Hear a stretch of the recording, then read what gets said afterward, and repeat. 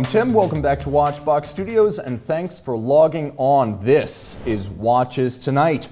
This evening, we review 4 Patek Philippe watches that pretty much never saw wrist time. We ask whether you can afford your next watch and offer some guidance for collectors. And finally, we handicap the Breitling Navitimer's icon status. All of that, plus your viewer wrist checks right here on Watches Tonight. Spare a thought for the folks who pay for these pixels, thewatchbox.com. These guys have 3,000 pre-owned, vintage, late model watches. Anything you like, any brand, any style, any complication, independent or major group, you choose. The Watchbox is the easiest way to window shop watches no matter where you are in the world. We are in Singapore, Hong Kong, Dubai, Cleveland, Philadelphia, and of course Neuchâtel, Switzerland. So join us wherever you are on thewatchbox.com. Okay, jumping straight in. By the way, I wasn't joking about that Cleveland thing. All right, Edward Ledden of Sweden, Matt Foster, Blue Shirt Buddha, Mr. No Date, Sean B. from Temple, Texas, Enrique C. from Brazil. We've got Alex O, Joe Pinto from Louisville, Kentucky, Dan CT, Mateo C, Butik 1 from Poland, EPRFA, Sean Brimall asking a Breitling show, woohoo, you got it. By the way, I think the Cleveland is Goffberg, so technically not Watchbox. Okay, you got me there. Let's see what else is going on. Simon Holt. Crew and folks, greetings from Hollywood, Northern Ireland.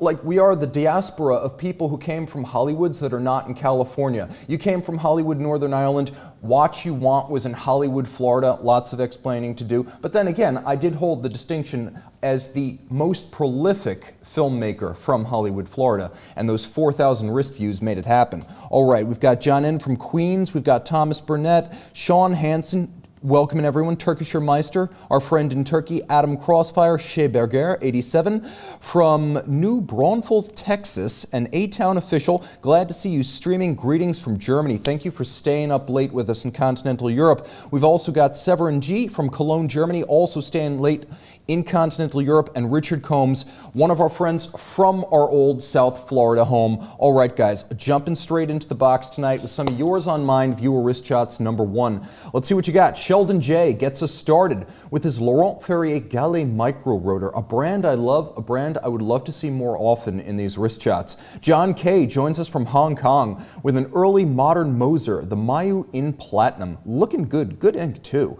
Irvin V. of LA and his FP Journe Octa UTC hit the road with purpose behind the wheel of his McLaren. Craig E. puts us back on the road with his AP Equation of Time perpetual calendar and Mercedes C63S.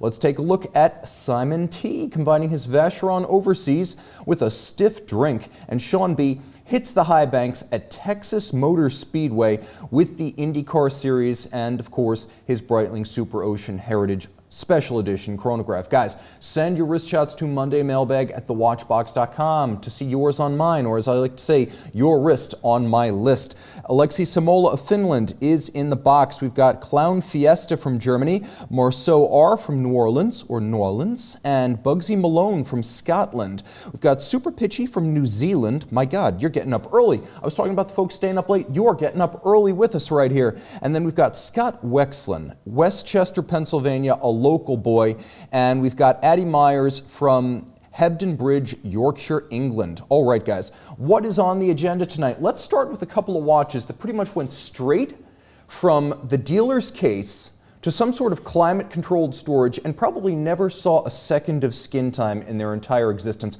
Patek Philippe watches that went straight into the safe. This is going to be fun because certain collector cars, you might have noticed, are anointed investments from the very moment they leave the assembly line. They're bubble wrapped in climate-controlled confines rather than risked on the road.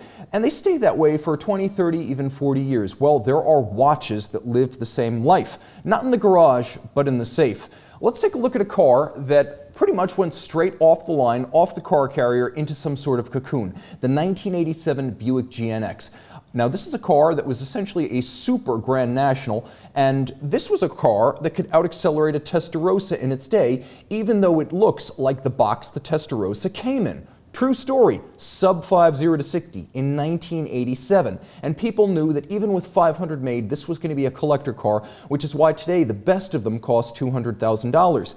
Okay, now if you want something that's less redneck, consider the 2005 Ferrari 575 Super America, basically the last of the Maranellos. This one had a fascinating roof and a unique buttress backside that made it probably the most handsome of the 550 and 575 series and easily the most collectible, rivaled only by the Barchetta. But no one drove these cars, and that was a shame. So the same happens with fine watches in general, and Patek Philippe watches in particular. So when planning this feature, I asked myself at Watchbox, which Patek watches do I rarely see? So which watches, in spite of the huge array of variety that crosses my desk, are strangers or have never visited outright? So consider what I do see daily, just to put this in perspective. Every single week, a Grubel Forsey.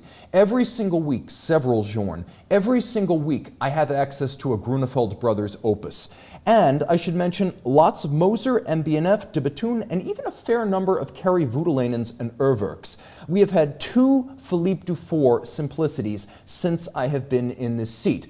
All of which is to say, the collectible Pateks I'm about to show you have either come to me once or never ever been in our inventory. Special pieces, you better believe it. Starting with 2006, the 5105P. This was a very cool watch and proof that you do not need a high complication to own a truly great Patek Philippe timepiece.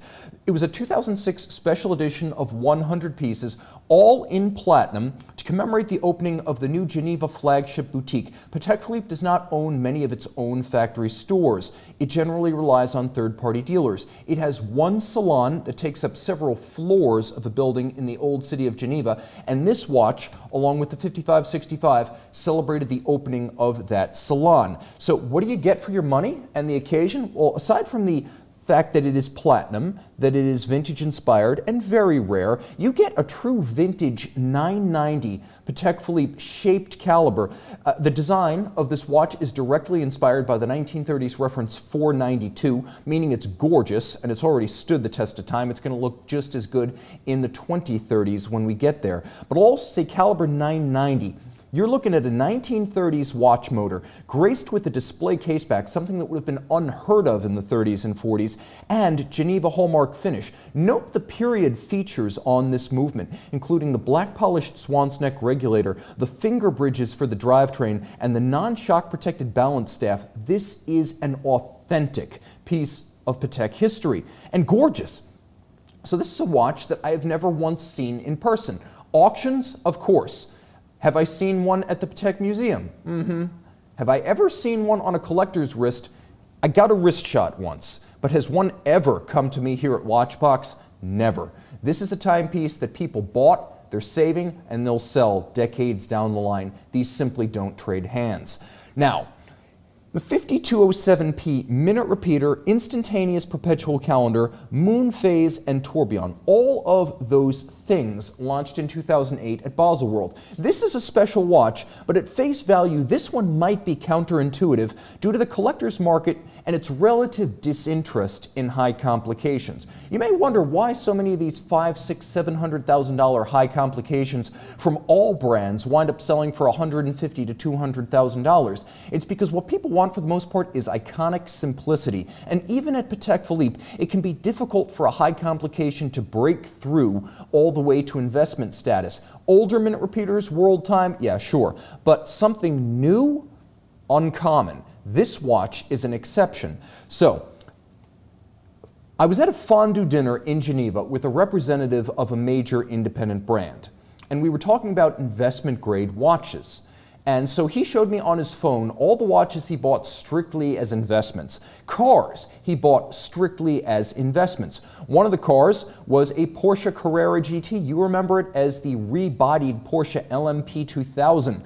That was an absolute animal, an absolute, I don't know what to call it, maybe the last truly analog supercar, but the thing was vicious and it's a serious investment prospect. So he considered the 5207P to be in league with this. What have I discovered since? Yeah, it's kind of true. I don't know if it's the particular design of the watch with its hollowed out hand engraved lugs, the fact that it was at least a decade ahead of the salmon dial trend, or maybe just good design.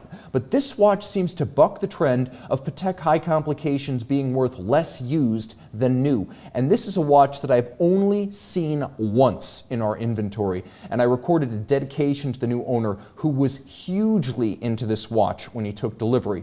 My advice to him is the same with Bitcoin. HODL. Now, what's going on in the box right here? I see we've got quite a few friends. Severin saying, fondue dinner, delicious. Oh my God, was it ever. It was easily the junkiest thing I've ever eaten.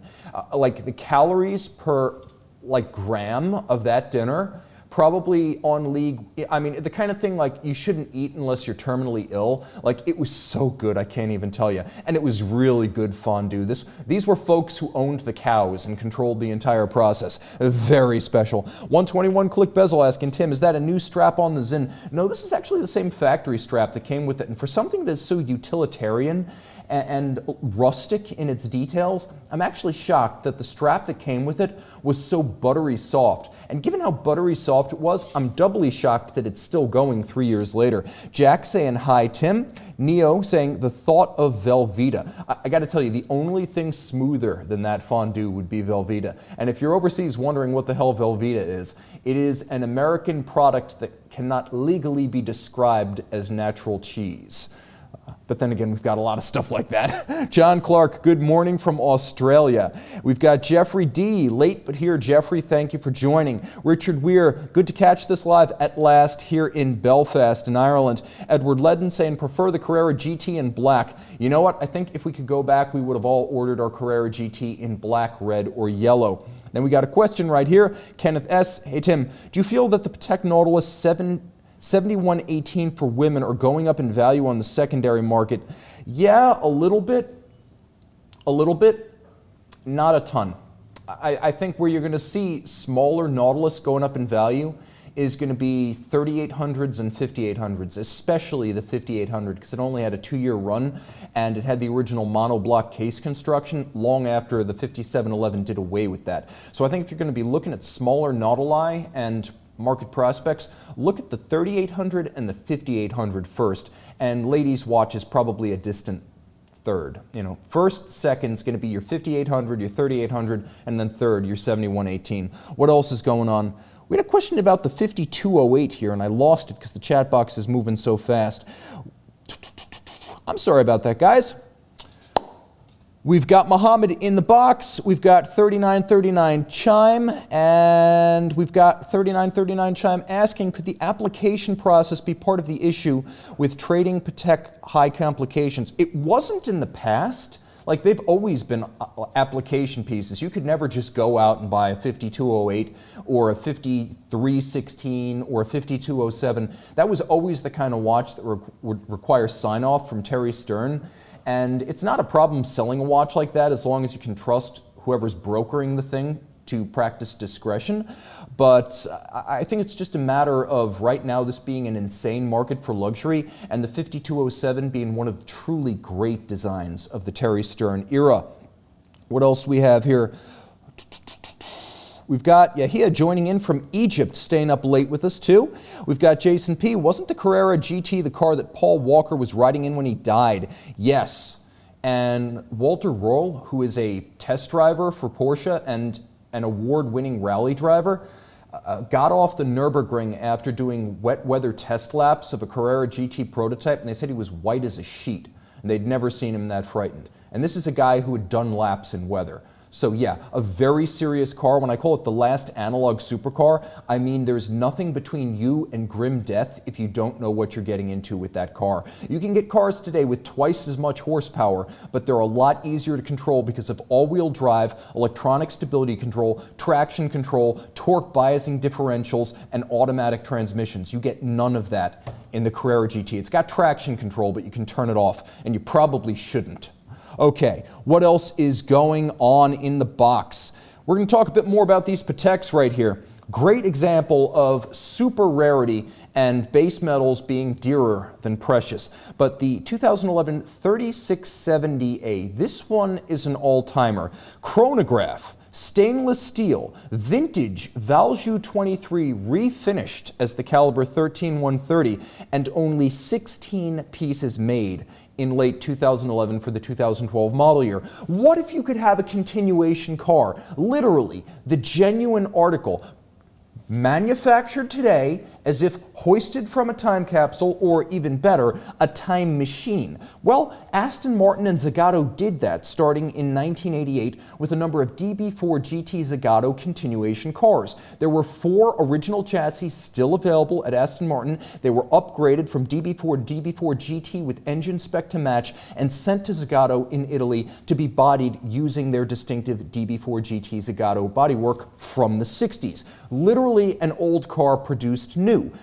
And I would have to say the Patek 3670A is exactly that. Steel cushion case, black dial, so they're tugging at your heartstrings. This is already a desirable combination, even if they didn't limit the number to 12 plus 4. This is a really scarce watch, with a vintage caliber 23 finished as Patek Philippe 13130, built in the 1950s, finished in the 1950s. A handful were sourced in 1996 at the Patek workshops. These things go for huge money when they come to auction, and they rarely do, with only 1 or 2 auction records to give us even a little bit of insight into what these watches would have sold for, and those auctions are a couple of years out of date. Is this $1 million watch should it ever come to market today? Oh yeah, bet on it and believe it.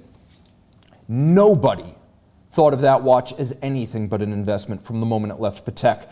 But here's a familiar face. We haven't really talked about the Nautilus, but we are going to talk about the Nautilus. The 5711 1P, the 40th anniversary standard 3-hand date Nautilus from 2016. Now, $113,000, $113,400, and 700 pieces made. You would think that today, with 5711s in steel trading pretty close to that, and 700 being a fairly large production run for a limited edition, at face value, maybe this wouldn't be a colossal collector's item. After all, it does seem the market prefers steel to precious metal, especially golds. But the dial was the second reason you might suspect this watch would not be highly desired. If you look carefully, you can see it says 40, 1976 to 2016 on the dial, and though the dial was a lovely iridescent blue with diamond baguette indices, not everyone loved the advertising on that billboard of a dial. So, I will say this, even though 700 seems like a lot, the initial price seems rather dear, and the dial was hugely controversial, scarcity is also a function of demand, not just supply. So 700 is a lot, but not enough. And I should say, not only do they rarely come to market, but Terry Stern probably didn't anticipate the Nautilus market of 2021 when he designed this watch in roughly 2015. So that leads us to the present, where pre-owned prices on this thing are multiples of the original and absolutely insane. You're paying somewhere between $650,000 and $800,000 to get this watch today. And note how many of those listings use stock photos, meaning it's likely that only a handful of vendors even have this watch to sell you at whatever price they name. Let me know, guys, what Patek or other brand watches went straight from the dealer's case into a safe. One example of a watch that did and then probably came out of the safe again was the 2013 Rolex Daytona in platinum. The 50th anniversary Daytona, a very special piece. Word on the street at the time was that it would be a 1-year only model. A lot of people bought it and then they put it away. Well, here we are, approaching a decade later, and that watch is still available. And there have been variations with diamond dials and diamond bezels. So not every watch that's initially envisioned as a surefire investment and collector's item necessarily becomes one. So let's take a look right here.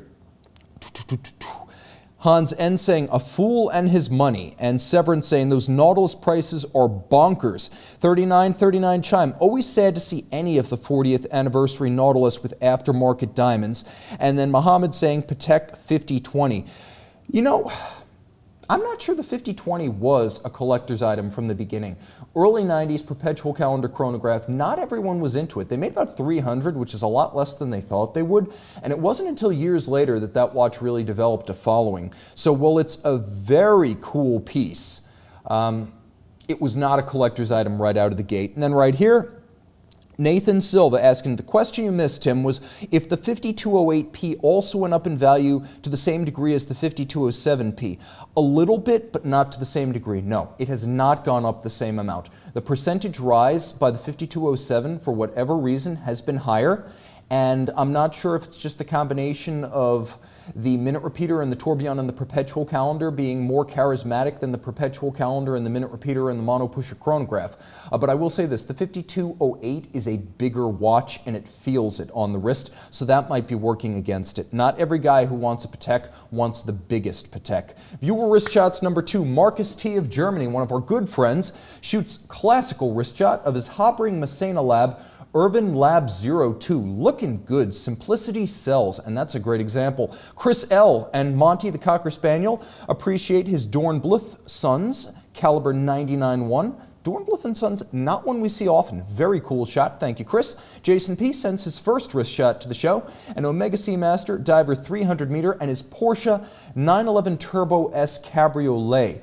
Very nice. You know I love those watches and wheel shots. Eric L. and his Bell & Ross BR03 with a strap code aftermarket bracelet. Looking awesome at St. Petersburg Beach in Florida. Adrian B. and his Chrono Tokyo Bullseye prepare to roll in his vintage Alfa Romeo. Send your wrist shots to mondaymailbag@thewatchbox.com to see your analog on my digital. Jumping into the box right here.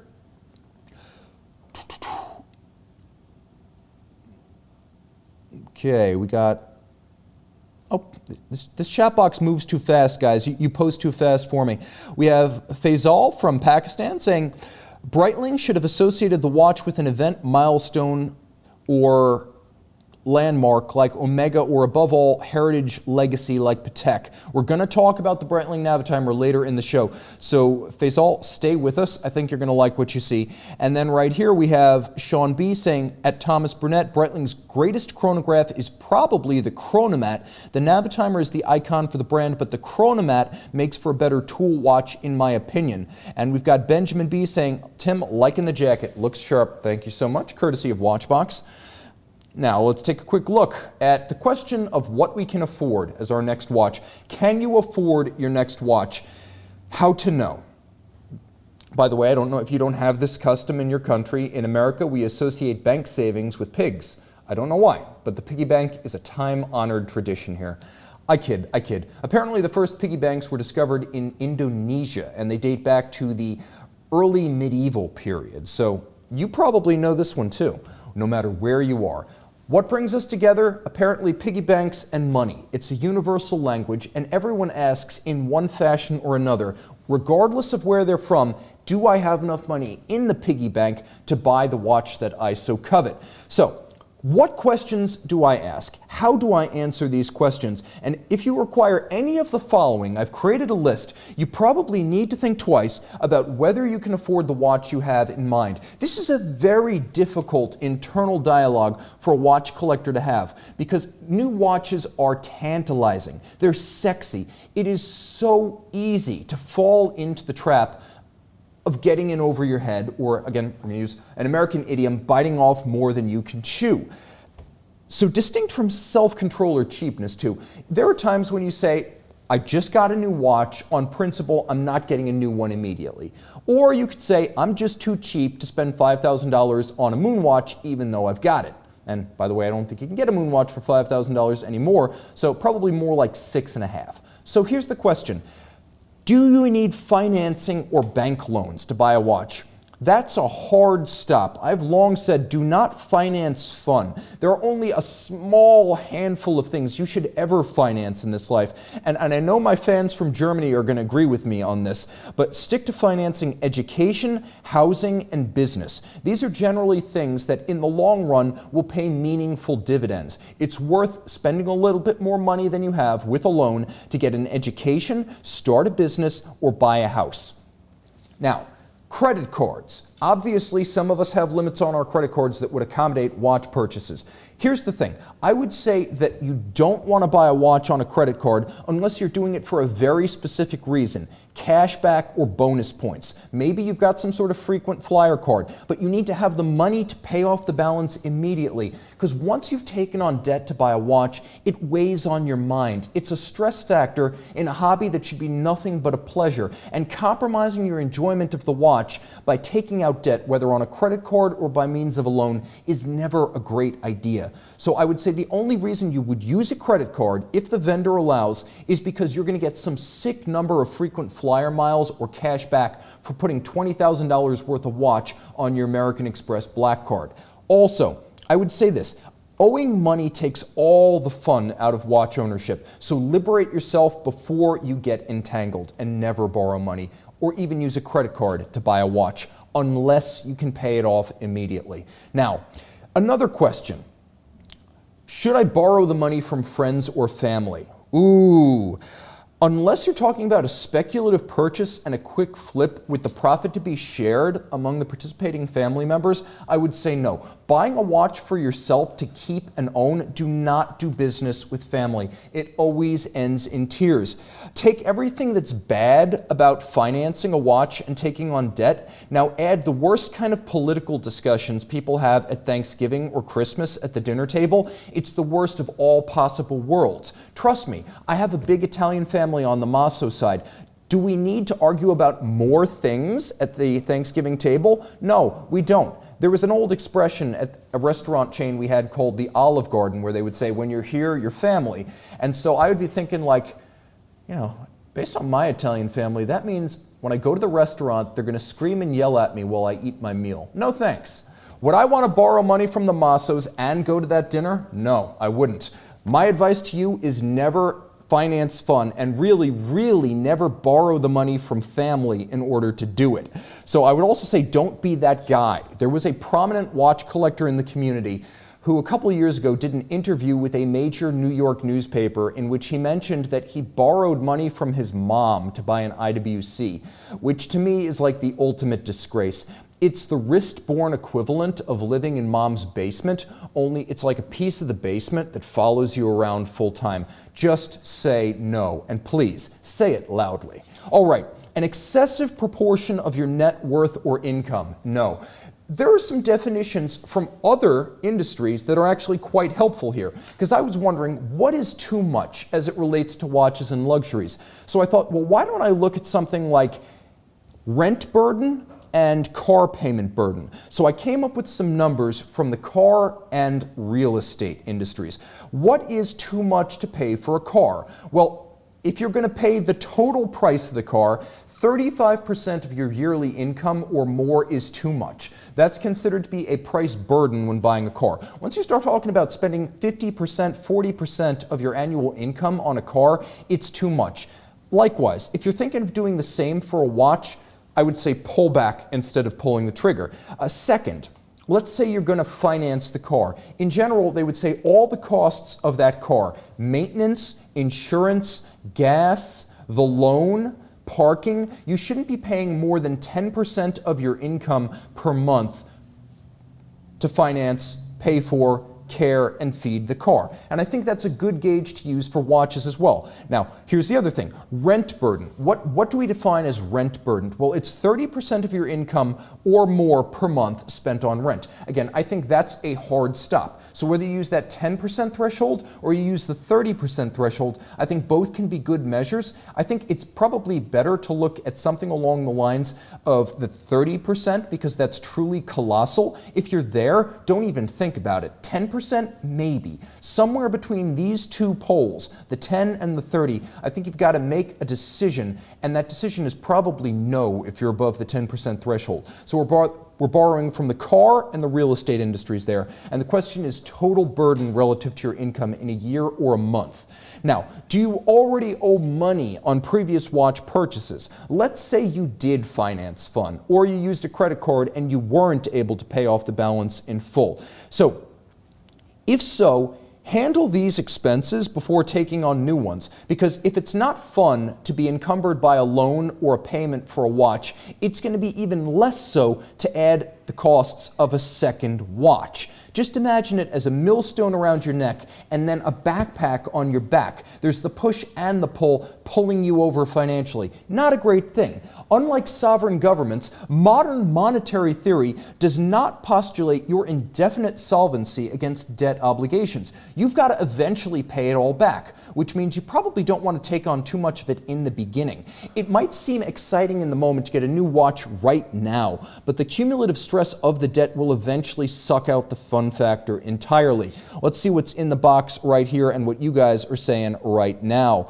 All right, my good friends, we've got a Mick in Florida joining in. We've got Hans N raising his hand. We've got NV Scotsman asking pre-tax or post-tax. Count expenses in full, post-tax. Right here we have Alex O saying 10% seems pretty solid, good number. And I'd agree with that. Once you're above 10, but 10% is doable. I think 30 is truly crazy, 10 is doable, and then your level of, I guess, sustainability will fall somewhere in between. And then right here, what's going on?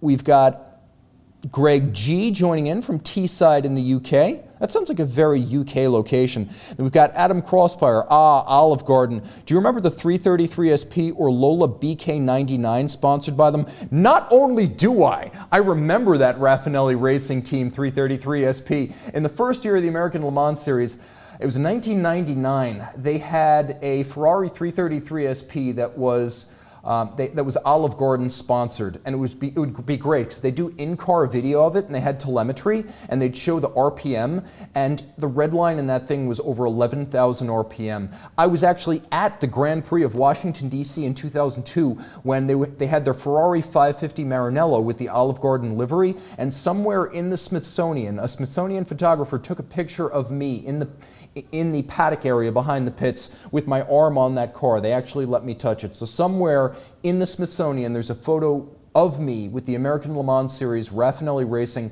550 Maranello in Olive Garden green colors. Okay, and by the way, I definitely remember that 333 SP, an all-time great, even though by 99 the 333 SP was a little bit past its heyday. Okay, we've got Duty B saying, hi Tim, Indonesia here. You guys are waking up early with us. I really appreciate that. And Cull Obsidian joining in from London with Daniel Waxman from Denver, Colorado. Also asking pre or post tax, always post-tax. Another reason you should not buy a watch are your current watches already suffering deferred maintenance. First, this is going to be a little bit of a reflection on what kind of a watch owner you are. And if you have those aggregating costs that you're not tending to, again, this is almost like owing money or debt. It's that kind of problem. I would also say many watches in need of service in your current collection suggest you might be in a little bit over your head. Treat this exactly the same as debt. Service costs needed to be added to the cost of the new watch to calculate your total liability. And I would also say, are you prepared for service costs? If you're otherwise set to make the purchase, are you ready to send this watch in for service? First, there's all the service on the watches you already own, but then there's the service on this newer watch that's coming in. For example, an FP Journe watch, it's going to be $3,000 to $5,000 service every 5 years or so. Are you ready for that? That needs to be taken into account. And I should say, most haute horlogerie watches cost about the same to service. You're going to be looking at $3,000 to $5,000, whether it's a Patek Philippe high complication or, for example, a de Bethune DB28 tourbillon. All these things are going to cost thousands, not hundreds of dollars to service. There's an old saying that nobody can just afford to own an Aston Martin. That is to say, you can't squeak by with the bare minimum because the total cost is never going to be the bare minimum. The weird-ass Morelli engine control system in that 1991 Virage has a separate engine control module for each bank of 8 cylinders and a separate distributor for each side. And you better believe at some point one side is going to die and you're going to have to source that nightmarish thing, probably from eBay. What will the price be? Well, the owner of the system will be able to name his price because you won't be able to get it from Aston, that's for sure. Be ready for service costs on luxury watches. Okay, Forget retained value. Are you still intact if the watch is destroyed entirely, lost, or stolen? This is the approach I've taken with all of my luxuries, including watches and cars both. It's tempting to think of watches, because they're long-lived, as assets and pretend that the real expense is the minority amount of value lost to depreciation or incremental costs of servicing. So unlike most cars, computers, clothes, watches endure. It's true, they don't wear out in 10, 20, 30 years. But here's the thing. Could you absorb a total casualty of the watch in question? Are you insured for a total loss, theft, or destruction of the watch in question? If not, you've got to consider your exposure to be 100% of the price of the watch. If your watch, let's say your $50,000 watch, is not insured and you get robbed, are you ready for that to happen? It's more common than you think. So that needs to be taken into account when assessing whether or not you can afford a watch. You might not be able to sell the watch at a point in the future. And if you can't afford to insure it against that outcome, you probably can't afford the watch. All right, let's see what's going on here. We've got Jabo Surf from Adelaide, Australia, saying my Pelagos is getting a new bezel, new crown, and service, 1,060 Australian dollars. Serious money, again, and that is a bezel on a Tudor. Let's see what else is going on here. Joseph Necht saying, sage advice, Tim. And then we've got Edward Ledden saying, Richard Hammond has owned a Ferrari 550 Maranello. Good cars. And then Jack saying, a weird hypothetical ninja versus a handgun scenario. I don't know who wins that. I can't help you there. And then we've got Naresh Pape joining in. We've got Burbing Hard, and then and I love the name, by the way, and we've got LJR35 identifying the man who borrowed the money from his mom. I wasn't going to name names, but it's in the chat box if you guys are looking. Let's take a look at some of yours on mine. Wrist shots number 3. James W. goes ultra thin with the Bulgari Octo Finissimo automatic in titanium. Mickey M. and his Rolex Yachtmaster celebrate golf. Fun fact, as a young man, and I mean a very young man, like 3 to 5, I actually lived in Augusta, Georgia. Steve K. and his Mont Blanc Nicolas Riosec brave a traffic jam in his Jeep Wrangler Sahara. Harry B. of London and his Rolex Explorer present a semi-recursive wrist shot with his lovely Explorer in classical wrist poise. And Selkie Y kicks off the warm months with double-wristed Rolex sports watch action, guys. Send your wrist shots to Monday Mailbag at thewatchbox.com. Now, why the Breitling Navitimer is a troubled icon. This should be simple. The icon of a great brand, Breitling is mainstream, the Navitimer is the face of Breitling. But is the Breitling Navitimer a Rolex Daytona or Moonwatch also ran? That is, can it keep up with the icons of other, stronger luxury watch brands? So, we're approaching the claimed 70th anniversary of the Navitimer next year, which means there is a big milestone coming up, which means we are going to have to think about the Navitimer, and Breitling is going to be bombarding us with messaging along the lines of, this is the greatest watch ever, and our standout star. Well, it's definitely the latter, but is it the former? Does it even have a claim to that? Well, here's what Breitling needs to take into consideration before we get to the big 7-0. So, a curse and a burden. Well, the Navitimer is always mentioned as the Breitling. Is it really ready to go toe-to-toe with the likes of, say, a no-date sub as a true immortal? Let's consider the reasons why and why not. Flaws. First, it's probably too technical to become mainstream. It's incomprehensible. A circular slide rule bezel, a flight calculator with a logarithmic scale, a lot of folks are just not into that, especially since the dial itself is crowded inside the scale. The watch is generally quite large, and while the original would have been 40 millimeters in 1952, these days we see a lot that are 43, 44, 46. That's huge. Now, not water resistant enough. Almost every Navitimer ever made has been 30 meters, which in this day and age is not what people expect from their sports watches, and I would say broken production continuity also weighs against it. There were some times in the early 80s and late 70s when this watch was not being made by Breitling, although oddly, it was being made by Zinn from parts and tools bought up from the bankrupt Breitling company. There are too many versions. It's never great when your icon has no definitive face. This is just a small return from a Google image search of Breitling Navitimer. There are things in there that aren't even chronographs. And I should mention, there's even more if you count all the Navitimer-like Breitling for Bentleys, the 24-hour cosmonaut models, plus the Navitimer 8 misfire, whereby a non-circular slide rule watch model line in 2018 was launched as a Navitimer because at the time Breitling desperately needed brand name recognition. No one ever bought the Navitimer 8 as a Navitimer, and that's one of the reasons today the model line has been renamed Aviator 8. But the confusion has already been imposed on the collector community, and the damage was done. So here's the thing. It's also never been a bestseller.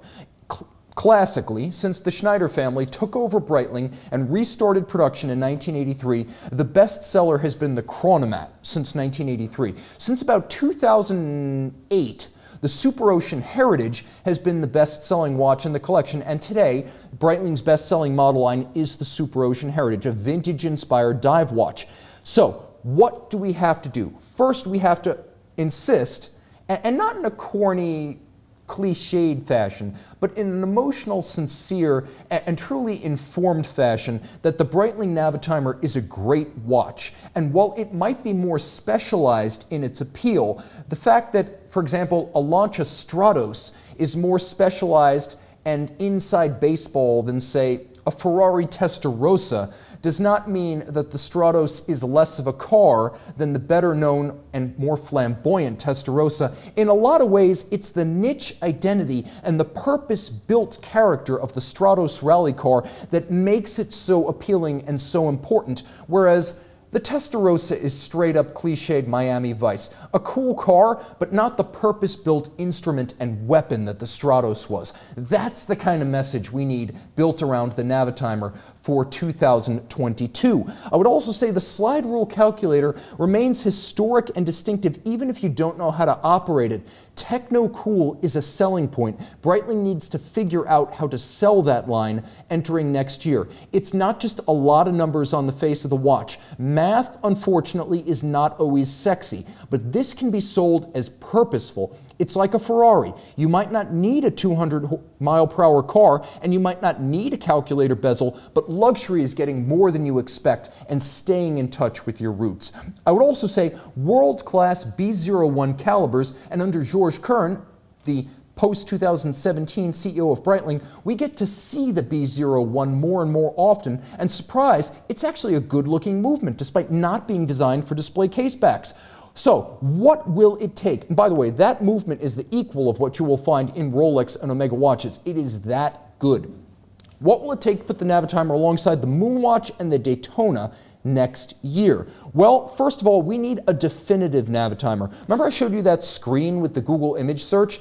Hundreds of returns of watches that are all described as Navitimer. It's too many. You need a core Navitimer. You can't be an icon without an iconic reference, and right now there are too many references to confuse people. What you need is the Navitimer equivalent of JLC's Reverso 1931 or that no-date Submariner, the one among the many that is the watch, the closest living descendant of the original, and as close in style and size to the original as possible in a modern marketplace. So I would say the best icon watches always have a core variant. For Audemars Piguet, it's the 15202 Jumbo. For Patek and the Nautilus, it's the 5711 1A.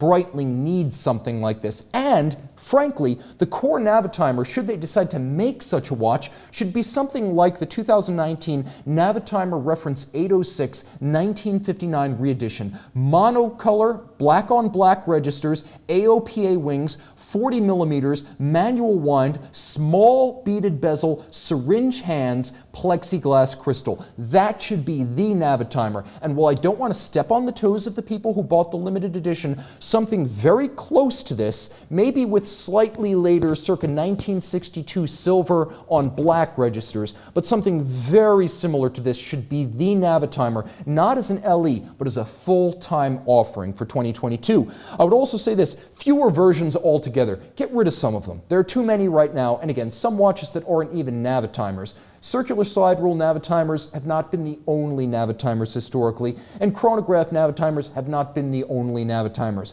But in this day and age, relaunching the Breitling brand, you really need to pare it down. Chronograph, circular slide rule Navitimers, put everything else in a different model family or cut it all together. And better water resistance. Today, 30 meters, even on a pilot's watch, doesn't get it done. The Daytona is 100.